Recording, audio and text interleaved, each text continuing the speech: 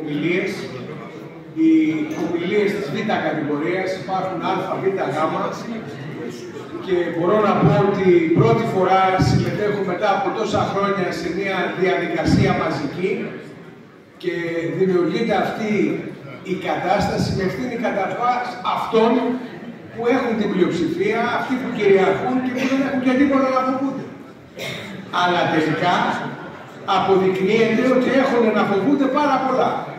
Το πρώτο που έχουν να φοβούνται είναι ότι δεν θέλουν να ακουστεί ούτε ερώτηση ούτε η γνώμη του άλλου και προσπαθούν, ή μάλλον προσπάθησαν, με μερικά τεχνάσματα είτε να κόψουν ερωτήσεις, διευκρινήσεις, τοποθετήσεις και φτάσανε στο σημείο να εκνευρίσουν και να δημιουργήσουν εκνευρισμό και σε συναδέλφους που δεν είχαν καμία σχέση ούτε με την ΕΦΕΑ, ούτε με αυτά. Αλλά αν ένας άνθρωπος άμα βλέπει το άδικο και δεν εξεγείρεται, τότε είναι πραγματικά ένα πρόβλημα. Όταν ο συνάδελφος ο Τσιανάκας από την Καλλικιδική σηκώθηκε και φώναζε στον πρόεδρο γιατί αντικαταστατικά, αντιδημοκρατικά δεν τον άφηνε να κάνει μια ερώτηση που ξέρετε πολύ καλά τις δικές μας ιδεολογικές απόψεις και του συναδέλφου, εγώ πραγματικά χάρηκα. Χάρηκα γιατί ένιωσα ότι το δίκαιο κερδίζει κι ας έχεις και το 90% των ανθρώπων. Όπως χάρηκα όταν έναν ολόκληρο χρόνο τώρα και παραπάνω μία χούφτα άνθρωποι σε ένα νησί που λέγεται Άνδρος έχουν καταφέρει και αντιστέκονται και κονιοτοποιούν το μεγαλύτερο κράτος δολοφόνο στον πλανήτη. Με αίμα. Χιλιάδες είναι τα παιδιά της Παλαιστίνης που σκοτώνονται με πολύ λιγότερα όπλα, αλλά κερδίζουν. Κερδίζουν και στη συνείδηση του κόσμου σε όλο τον πλανήτη. Από εκεί και μετά, όπως καταλαβαίνετε, υπάρχει ένα θέμα. Εδώ όταν πρωτόρθαμε πριν από 10-15 χρόνια, κάποιοι είμαστε και στους συλλόγους 35 όπως εγώ, δεν μπορούσαμε ούτε να μιλήσουμε. Όχι μόνο πινελίκια, όχι μόνο φτάσαμε σε σημεία να παρολίγο να ψήνουν. Και τότε δεν είπε κανείς, καλά ρε παιδιά, να κρατήσουμε ένα επιστημονικό ήθος, είμαστε επιστήμονες. Όχι. Ακόμα και τότε καταφέραμε σήμερα να μπορούν να ακούγονται περισσότερες φωνές από συναδέλφους που ούτε καν τους ξέρουν.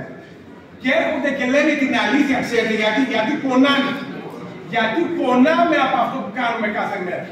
Γιατί όποιος κάθεται και μας απείλησε τώρα ο πρόεδρος της ΠΟΦΕ και ο γραμματέας, με αυτό που ψηφίσατε κύριοι, να θυμάστε ότι εδώ υπάρχουν 30.000 έξοδα, τα οποία θα σας βάλω να τα πληρώσετε εσείς.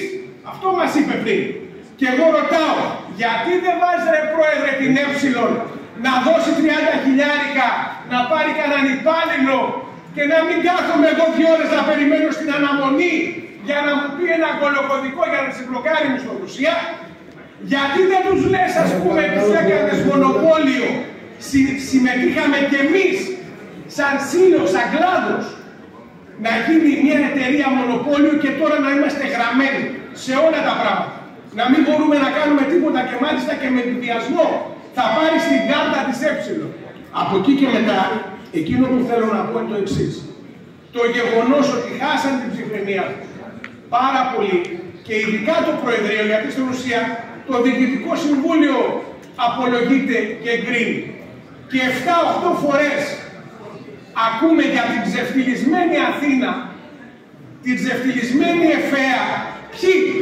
Αυτοί που μόλις χάθηκε η πλειοψηφία στο δουσού της ΕΦΕΑ, είτε πήγαν και φτιάξαν ένα άλλο σύλλογο, είτε μετακομίσαν στη Ροδόπη ο πρόεδρός μας, στην Κομοτηνή, δεν ξέρω και πού αλλού.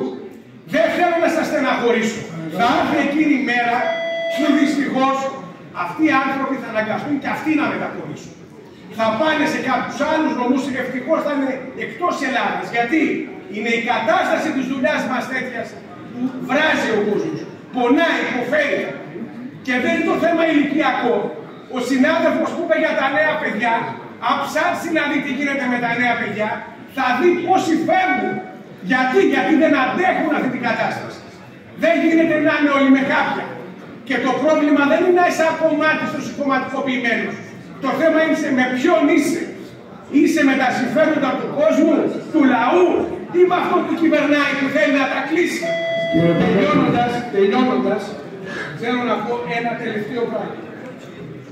Από τη στιγμή που, όπως καταλάβαμε, χρησιμοποιήθηκαν διάφορα μέσα, ένα σύλλογος, ο μεγαλύτερος σύλλογος της ΕΦΕΑ, της ΟΦΕ, να κατηγορηθεί, λέει, μας είπε ο συνάδελφος εδώ, πόσοι παραπάνω ήρθαν. Σκεφτείτε ένα και θα τελειώσω, ένα νούμερο. Όταν ήταν η ΕΦΕΑ μαζί με τους ακομμάτιστους δεξιοκυβερνητικούς, ψηφίσανε 200 άτομα παραπάνω. Στην ΕΦΕΑ σκεφτήκανε και φύγανε, γιατί πώς θα τα βάλεις τώρα με την αλήθεια. Φτιάξανε έναν άλλο σύλλογο και αυτός ο σύλλογος ψηφίσανε 130 άτομα. Ξέρετε τι θέλω να σας πω με αυτό. Με την κίνηση που κάνανε, όχι μόνο απογοητεύσανε και 10 ακόμα παιδιά, χάσανε στη διαδρομή, χαθήκανε 70 λογιστές της Αθήνας. Αυτό πρέπει να το κρατήσετε καλά υπόψη σας. Και γι' αυτό δεν πρέπει να συνηγορήσουμε σε καμία διάσπαση κανενός συλλόγου. Πρέπει να είναι ένα σύλλογος αναπόλη. Δεν μπορεί να έχει ο Βόλος σύλλογο και ο άλλο Βόλος να έχει άλλο σύλλογο τη στιγμή που είναι, δεν είναι 10 άνθρωποι. Ευχαριστώ πολύ και καλή δύναμη.